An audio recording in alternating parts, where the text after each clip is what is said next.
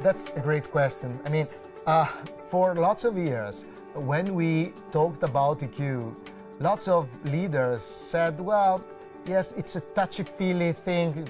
We are business-oriented. We are not interested in such a thing. And what we have to say now is that in the reality, when we are living, like today, turbulent times with a very huge pressure on the emotional side, with lots of uncertainty, well, we need to have the rational skill, but at the same time, the emotional skill.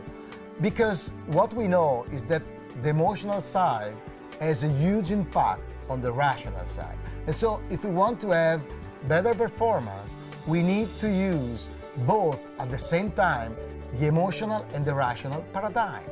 And it's not a theory, it's how people really work. And it's important to consider it. And let me share a case. This year, in 2013, we have had the opportunity to publish an incredible case, the Amadori case.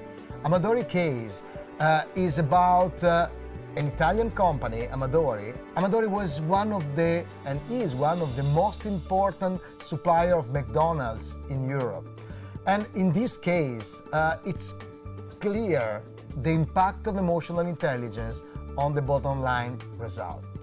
First of all, EQ, it's a predictor of performance. We know that EQ predicts more or less half of the performance of a person.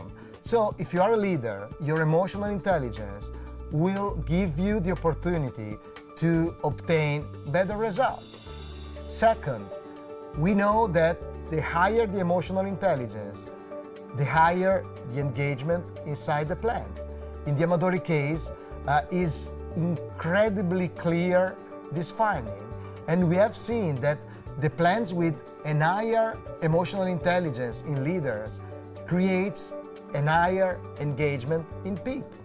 And third, and probably most important from a business perspective, where you have a higher engagement of people, you have better bottom line results. Well, I think it's time to say that emotional intelligence is not something nice to have, but it's something we have to consider if you want to stay at the edge of innovation and performance.